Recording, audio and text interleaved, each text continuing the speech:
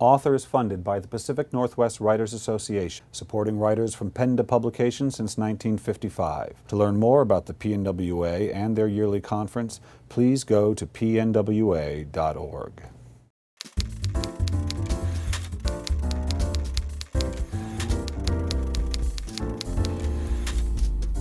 Hi, this is Bill Kenower of Author Magazine, and I'm here at the University Bookstore in Bellevue, Washington with Vicki Robin, author of Blessing the Hands That Feed Us. Vicki, welcome to Author. Thank you so much. Vicki, I was thinking about this after I read this book, having read Your Money or Your Life.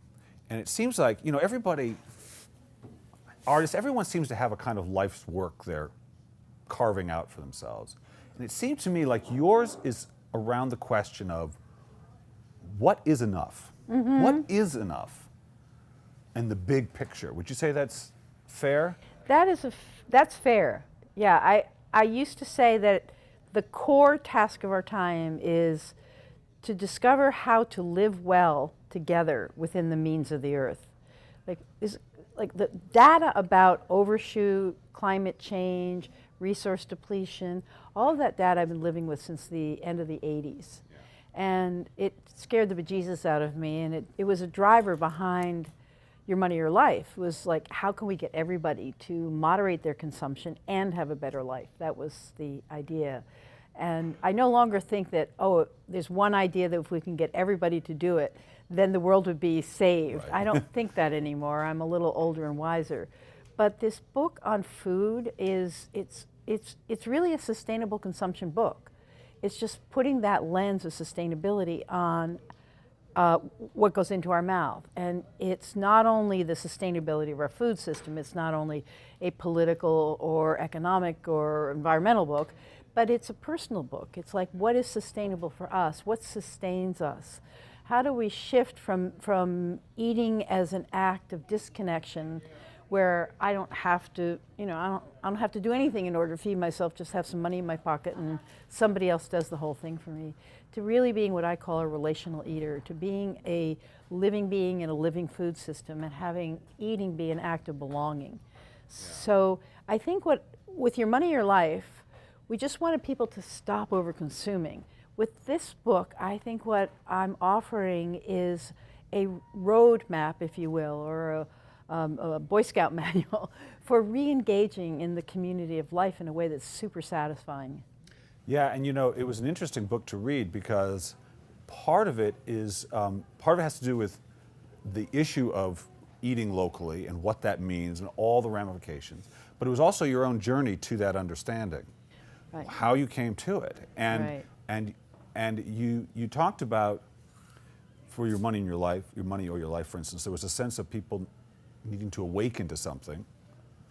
And so one of your wake-up calls was you got cancer, you got colon cancer, which was part of you stopping, a certain part of your life, a certain way of dealing, is that right? Well, or slowing it down at least. Exactly. I joke that I resigned from being Vicki Robin. Just leave that brand out there and people think they know what it is. Oh, she's very frugal and she's this and that.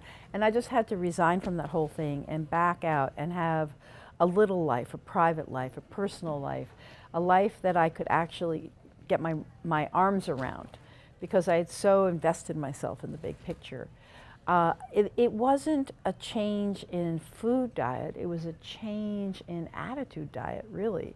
It was also a change in the diet of who's around me. It's like not making myself available to the whole world. You mean being aware of who's around you? And also and being conscious of choosing? Also the intimacy. Having a few good friends rather than 1,000 admirers. Every time I listen to you talk, all I keep thinking about is about deepening your relationship to life. Deepen your relationship to the parsnip, because that's life too. Deepen your relationship to your money, and to yourself. And to yourself, really, because when I was reading through this book, that's what I was seeing in you, you were going deeper in and deeper in. You couldn't fix the world.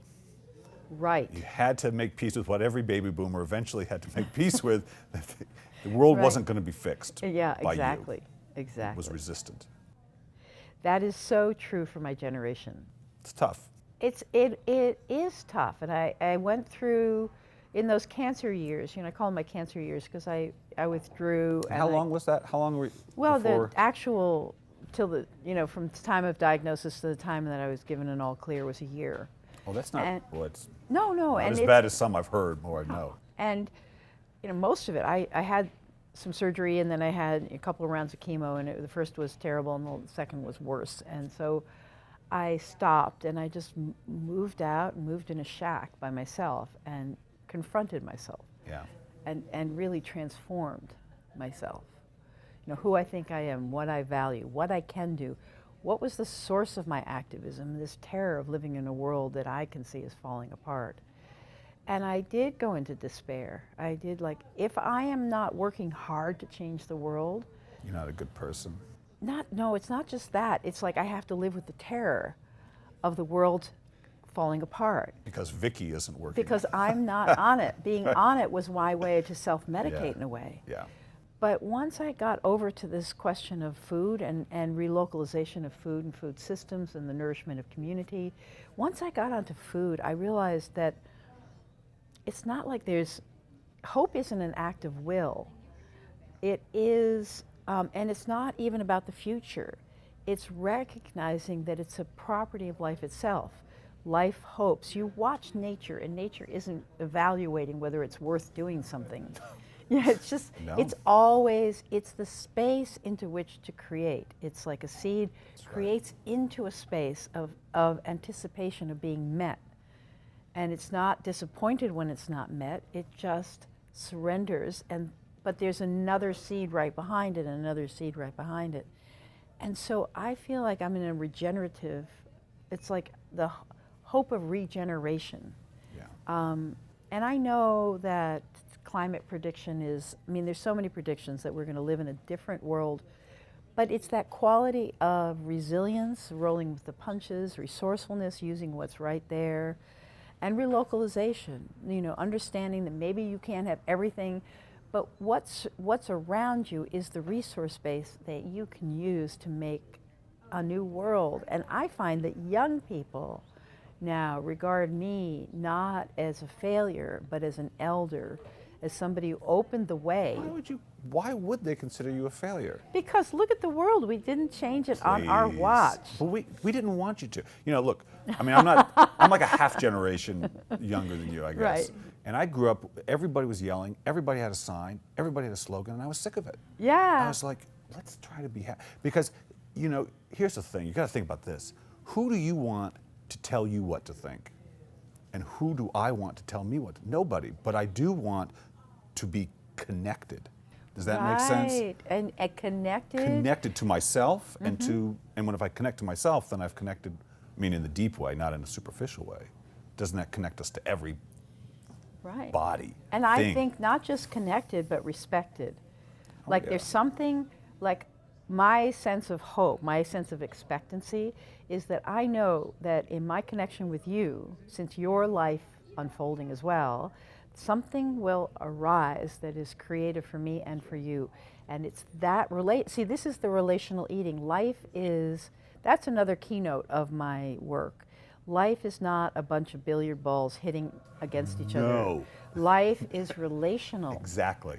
Yes. Life is relational. It's the Buber, I and thou. It's you and me. I have one of the phrases in the book I say is that the big shift of our time is from yo-yo, you're on your own, to wait, we're all in this together. Slow down, connect. We're all in this together. We're going to find our way through together. And so this is not necessarily a libertarian book I'm going to get my pile and leave. No, it's the opposite. It's the opposite, is I'm going to connect in community and discover together. It has a lot of humility in it because there is no heroic way through this. There's only a relational way through it. It's funny you mentioned the gardening. I've taken in the last few years to likening writing to gardening, in that I say, like a gardener, I can't make a flower grow. I can't make a flower. Right. But I can create an environment where it might flourish. Just like I can't make a book. I actually don't know what a story is, but I can create an environment within myself to allow the book to occur. Right. And so that's that part of that relationship to life. You can't control it, but you can create an environment where where life is possible. I think that's so great. Creation is possible. Yeah, we are not running ourselves, we're tending ourselves. Yeah. And we treat ourselves like we're running ourselves. Yes, like a business. Really. And you know, what are your goals and what are your objectives and where are you going and you know, where do you want to be in 10 years and all the questions your financial planner asked you. That never made any sense to me. I want to deepen as a human being. Yeah. I really want to understand what this world is all about. Right. And I want to make a little dent. You know, I want to make a scratch in eternity. But you see, you did. So you mentioned there was a few things like in Your Money or Your Life that I had read. Now I'll probably pass on things from this that I thought were so interesting in terms of redirecting my look at money and work and all this. And I've passed that on to people. And I know you taught other people, but you wouldn't know that. No. You wouldn't have known that I've done that, and there it's gone. And Right. somebody else will have taken that. I know. You made your, well, you know you made your scratch, but you did. I did. And you know, when And I you're had still making cancer, I thought, I could die. This is okay. I really have made my scratch. Yeah. But then I continued to live, and I had this sort of sinking into an intimacy with life, not a heroic adventure, but an intimacy with life.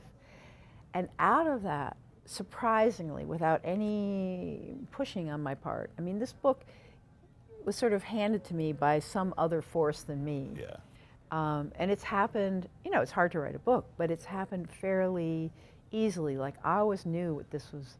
This book was always telling me what it was about. It was like leading me on a path of discovery.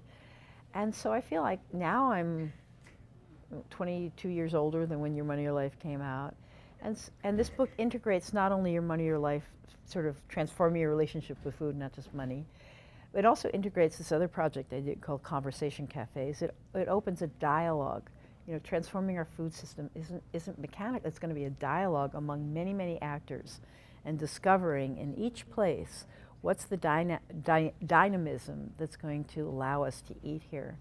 So it's the dialogue, and it's the transformational piece, and it's the, you know, it's the elder.